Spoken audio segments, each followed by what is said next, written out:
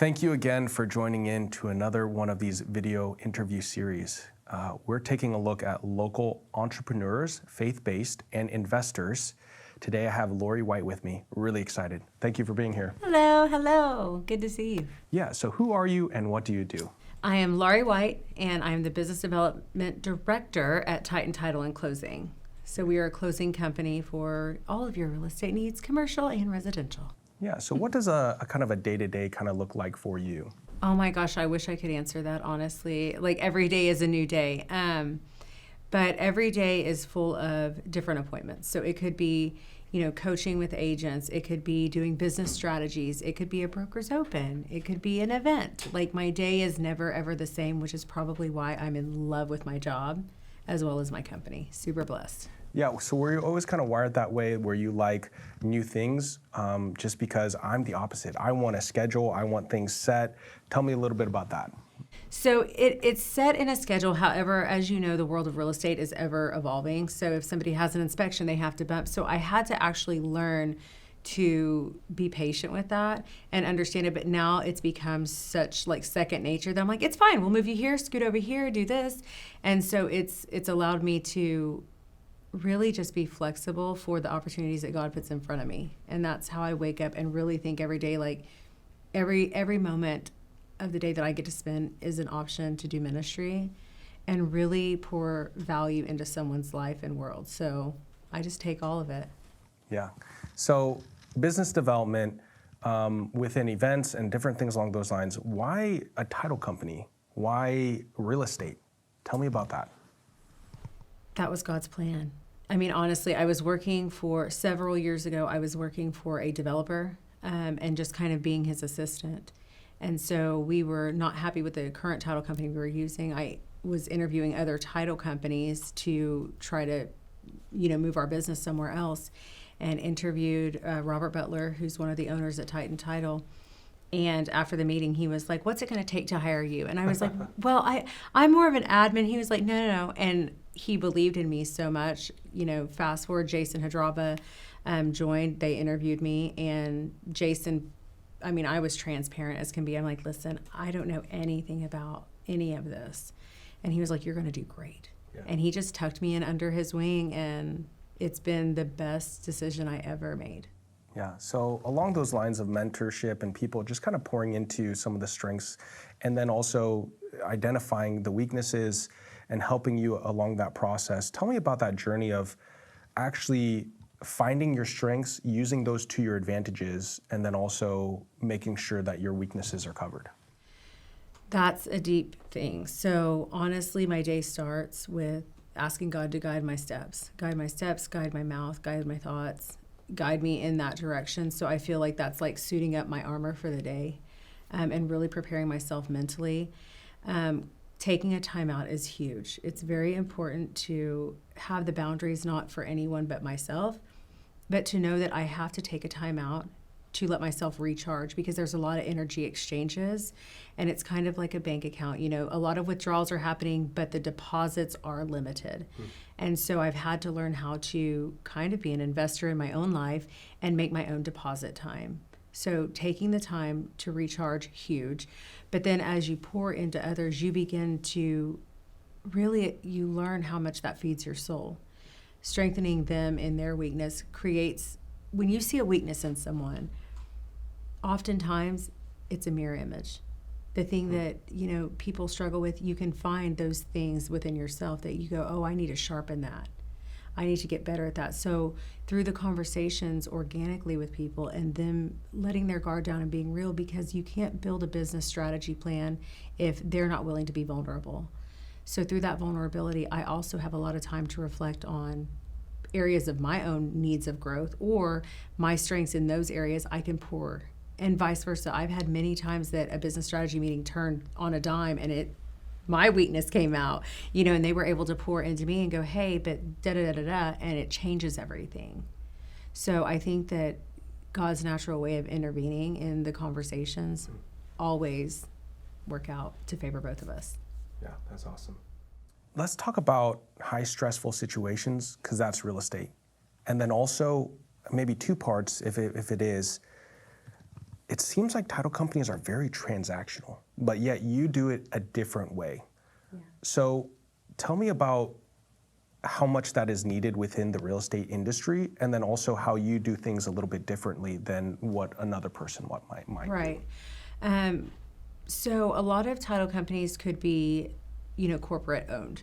That naturally is going to change that dynamic, because just from the business that you're in, when you're owned by a corporation, there is that almost transactional feel within, because they've got all this red tape or all these expectations, or they can cut someone like that. Whereas our company is privately owned, locally owned, and so that allows us to all feel like a family. So from just knowing that as the core of who we are, it's our foundation of who we are, it allows me to go out and be the same. Some people will chase what they call file counts or things like that.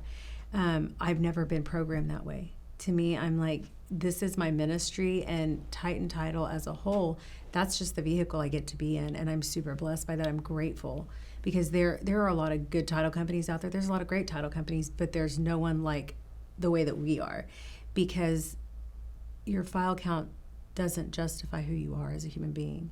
And the founders of our company love on people. And when you pour into someone and you make them believe in who they are, and you give them opportunities and you help coach them up, they're going to be successful, and they're never going to forget that you took the time to do that. And so I'm grateful that in my role I've been allowed to be that person, because it's helped our longevity, and we've proven that time and time again. We have people who have been with us since I started, who are, they are relentless and faithful. They will not leave. And I thank God for them every day, because it's not transactional. It's relational in every way. And we're there through the good, bad, and the ugly. It is a very high stress environment for realtors, for lenders, for insurance, for roofers. I don't just stop at realtors. I'm with a lot of different industry participants, if you will. And being able to identify stress in someone else and really genuinely ask them, are you okay? And them see that you actually care. You're willing to take 30 minutes, an hour, 5 hours if they need it, to help them navigate through a very highly stressful problem. That speaks volumes. And that's what definitely sets us apart. Yeah, that's awesome. So let's take a little step back.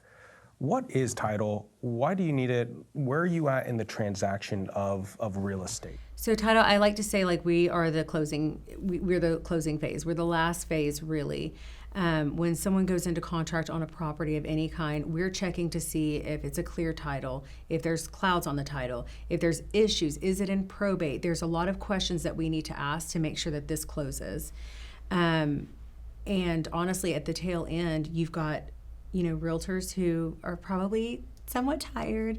You've got lenders who've been working their tails off to get the numbers to work. You've got clients who are exhausted from the whole process, and they're stressed out thinking they got to move, they got to box, they have a life change happening. It's all intense. So at the end of it all, when we're going to the closing table, we're reviewing the docs, we're getting signatures, making sure that when these people go to resell their home, they're not in a problematic state.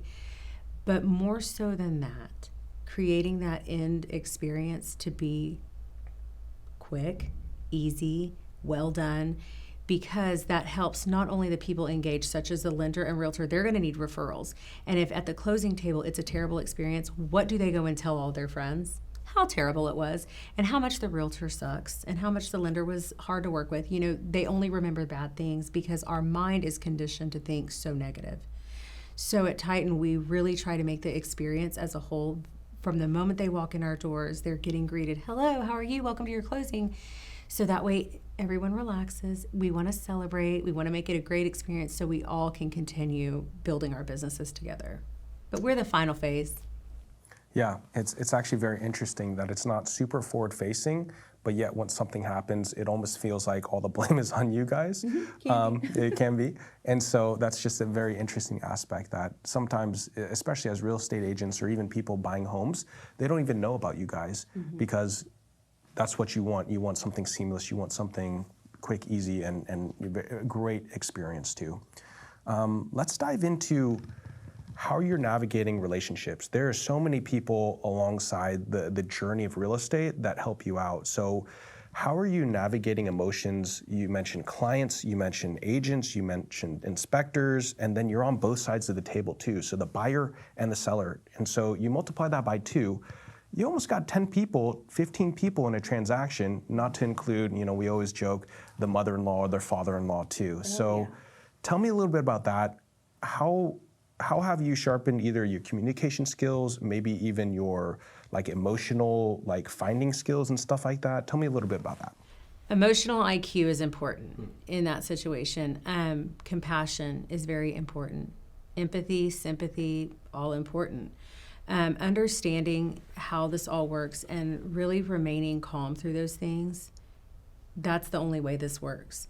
Connecting people to the right people. So in the closing aspect, if you have, a type A personality, I need to put them with a type A closer.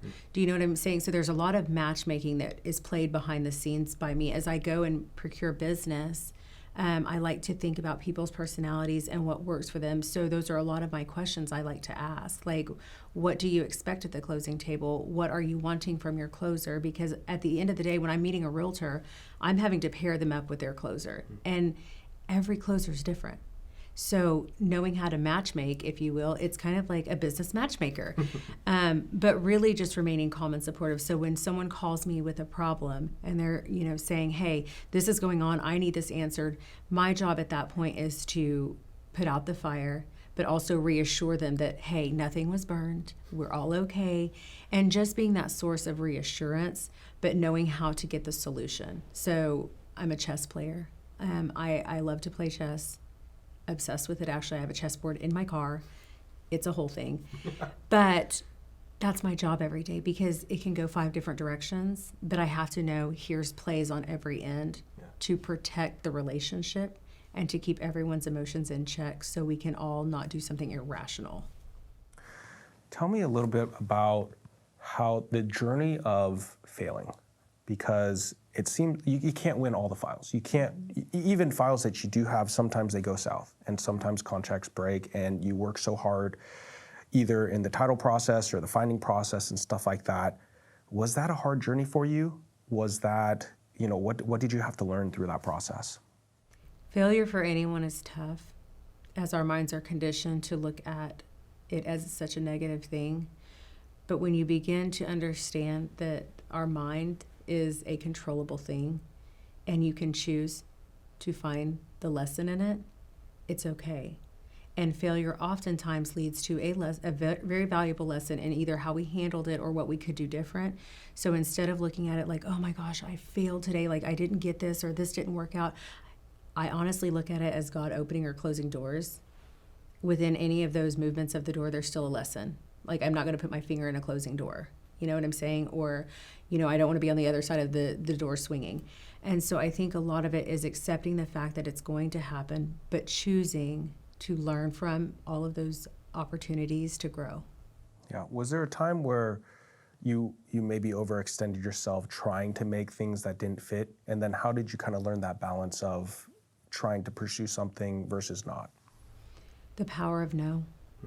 The power of no. With my family dynamic and my workload and life as a whole unit, I did have to learn boundaries. I use that word a lot because, people are like, I have boundaries for people. It's not about people. It's for myself and my peace and my sanity. And so as much as I want to do something, the power of my words, along with my boundaries, creates a perfect concoction for me to create a life of peace and balance. Because if somebody wants to do an event on, a week from today, so next Monday, I'm going to first look at my schedule and realize my schedule's already booked. So here are the options you can have. We can move it to this day. But using my words to help them understand, like, I know you want to be my one and only thing, but I've got a lot of things. So I want to tell you yes. So here's how I can tell you yes by doing it this way. So having critical conversations, that helps immensely. But that has to come once you know what your boundary lines are and what your own expectation for your own life is, which we can control. Yeah. So let's transition a little bit. We talked a lot about business, a lot of relational aspects too, that, there's some gems in there. Tell me about your story in faith. God is so good.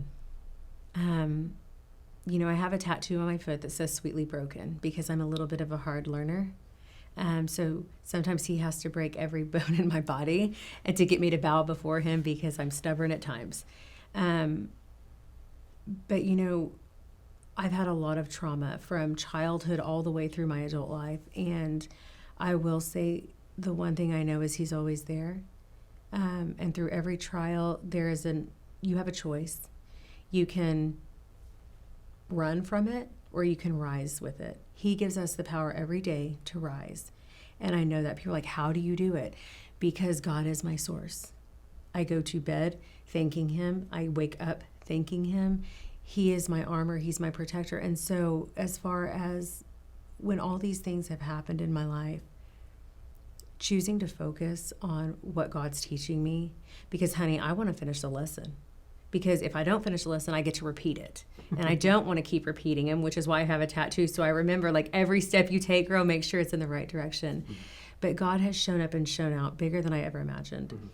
When I say that I literally work at a job that I wake up every single day excited about who God's going to put in front of me, what flower do I get to smell of his essence. Every single day I get that option because of the nature of my job.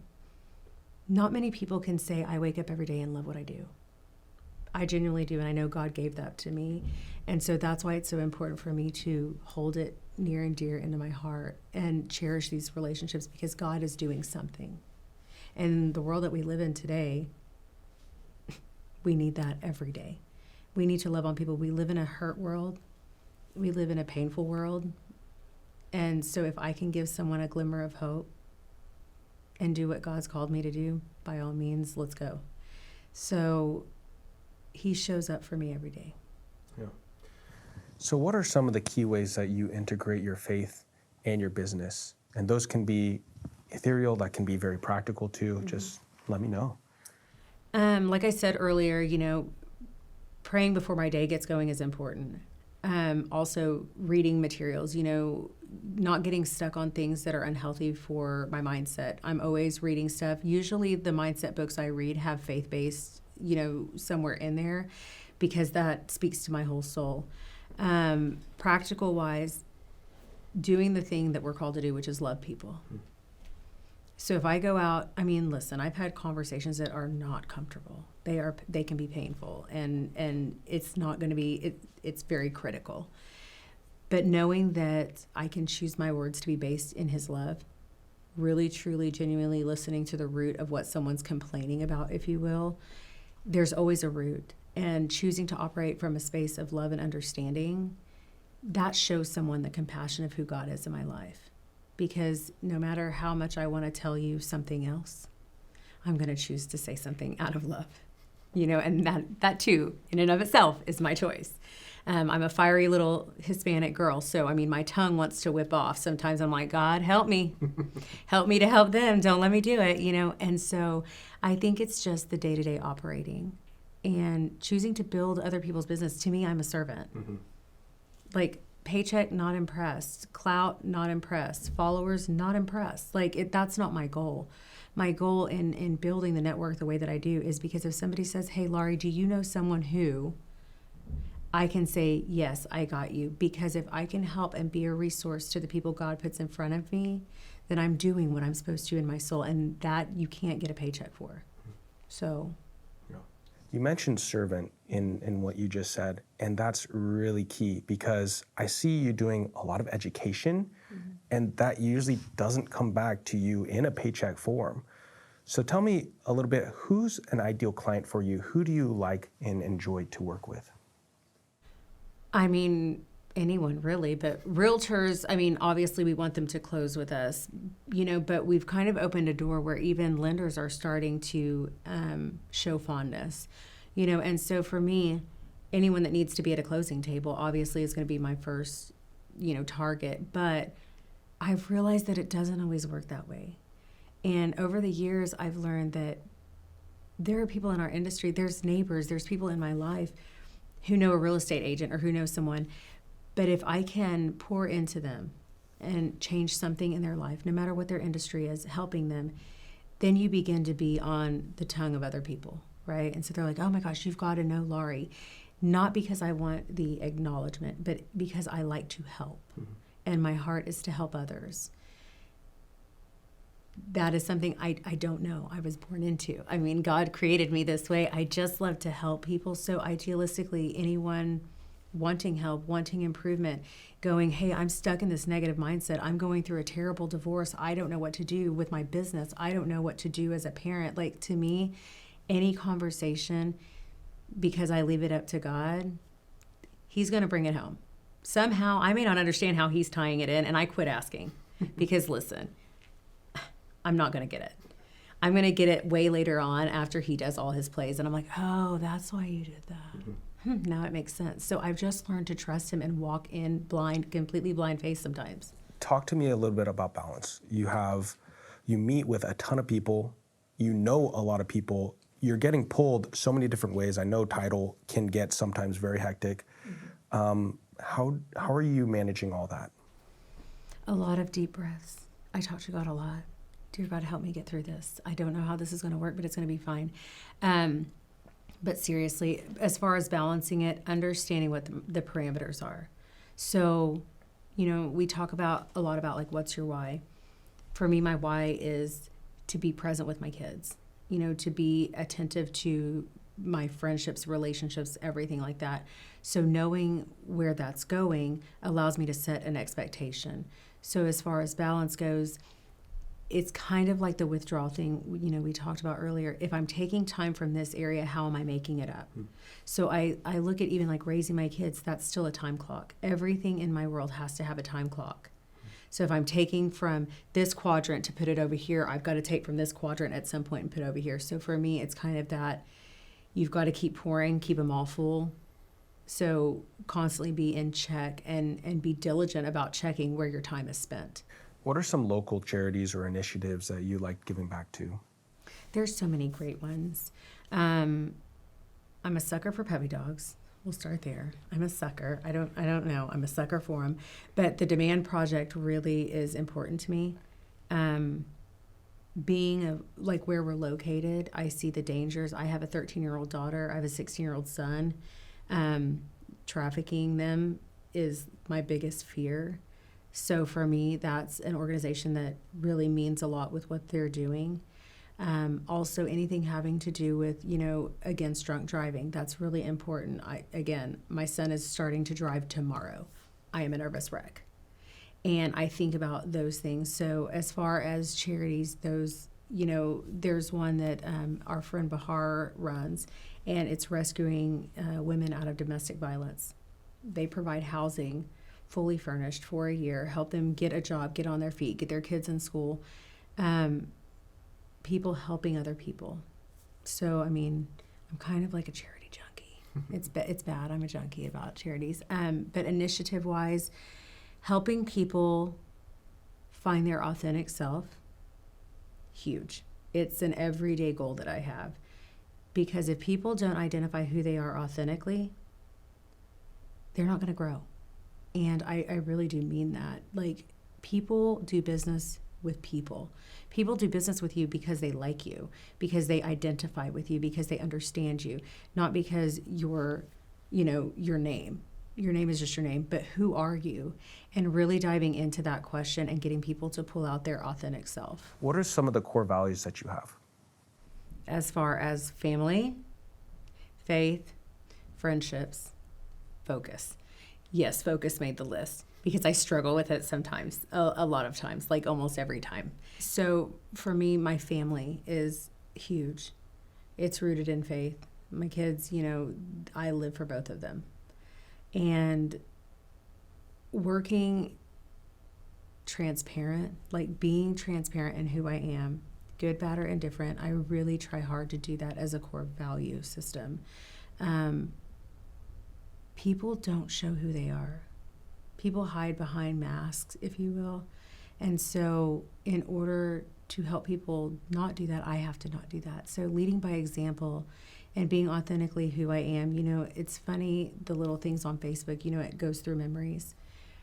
And it goes back so many years. So I look at them all the time because I'm like, what was I thinking? What was I thinking 10 years ago or 7 years ago? And what's funny is the content that I was posting then is content that I'm still posting. Like, it's still things that are of value to me: integrity, honesty, transparency. I mean, it's like everyone's core value system. To me, in my mind, I'm like, isn't that everyone's? Not necessarily. So operating in that and keeping myself true to who I am. Yeah. So I tried to steal this from you, but you have 3 E's that you kind of abide by on the business world. Tell me a little bit about those. That is to empower, educate, and elevate. So, near and dear to my soul, my 3 E's. So educating, obviously, whether it be in real estate, educating them about how to have an authentic relationship, how to network. People are like, how do I build my network? I want to educate you on that. Elevating is constantly lifting them up and helping them see, like, when people are asking for advice, they often feel like they're stuck. Elevate them out of that mindset, first of all. Lift them up through that. And you're not stuck. We're going to unstuck yourself is what we're about to do. And having that conversation that leaves them walking away feeling 10 times better than they did when they walked in. Giving them joy in that conversation, elevating that whole thing. I don't want to talk about people. I want to talk about how do we fix problems. Bigger than that. And the educate, elevate, empower. Obviously strengthening. Awesome. Yeah. How do people reach out to you? Whatever you want to do. Whatever you want to do. I messenger, cell phone, text, email, Facebook, Insta, TikTok. I don't care. However you want to reach me, I'm on a lot of the platforms.